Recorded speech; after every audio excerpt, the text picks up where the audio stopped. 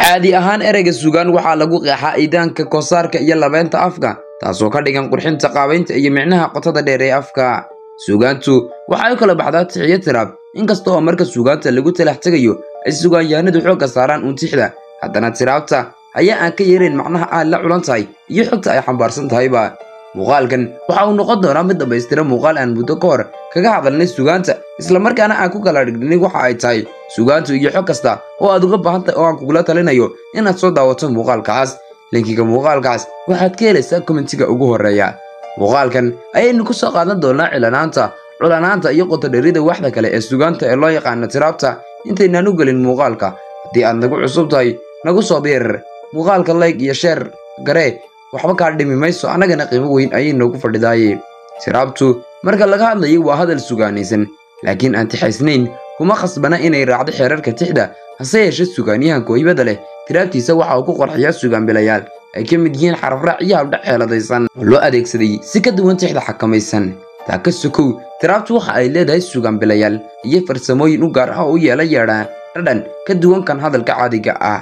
farsamooyinka ayaa laga dhex arkaa qaabka dhismaha iyo isticmaalka luuqadda. waxaa ka mid ah sarbeebta, humaageynta, afmaldaha, erey ku sawirka iyo murtiyeynta koobkooban ee ay la gaarka tahay tiraabtu. daawadow waan arkaa waad ku maragsan tahay, ee si loo wada fahmo aan laba tusaale ku soo qaadano laba jad sugaaneed oo ku abtirsada sugaanhidyada tiraabta ah. kan hore waa maamaha, kan labaadna waa googaale. tusaalaha koowaad, makulaan minaykeeda joogtaa miciyo libaax bay leedahay. waa hadal aad u kooban haddana tabinaya waxaad u badan, waana hadal muuqaalkiisa dhegtu jeclaysanayso. taas waxa ugu wacan sugaanbilayaasha la adeegsaday. waxaana ka mid ah xarafraaca. xarafka ma ayaa ah dunta weerdhu ku taxan tahay. humaageyn waxaa lagu sawirayaa makulaal ama bisad hoygeedii u fadhida sida libaaxa oo kale si ay u muujiso isku kalsoonaan iyo awood. sarbeeb waxaa laga hadlayaa ma aha makulaal dhab ah, ee waxaa loo jeedaa awoodda iyo isku kalsoonida dhabta ah ee uu qofku leeyahay marka uu waddankiisa joogo.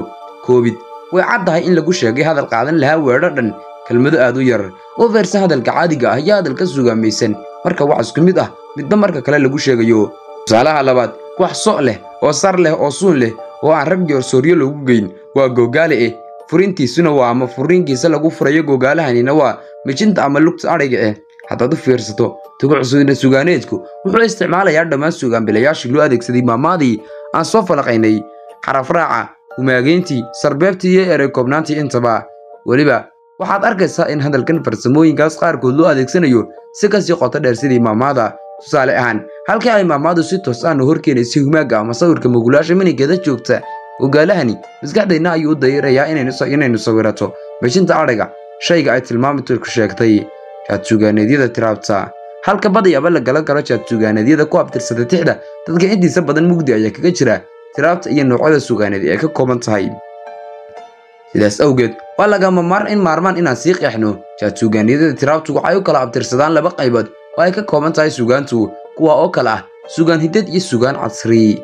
sidaa daraaddeed waxaan ku kala magacaabaynaa tiraabta sooyaalka iyo tiraabta casriga ah.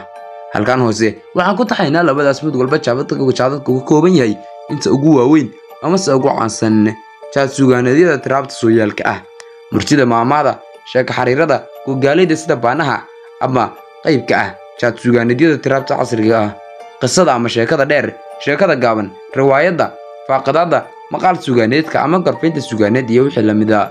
kuntiyo gabagabadii muuqaalkana tiraabtu cilmi ahaan waa laan aqooneed aad u baaxad weyn, lehna farsamo fara badan iyo micnayaal qoto dheer oo aan qaarkood weli meel la isla dhigin.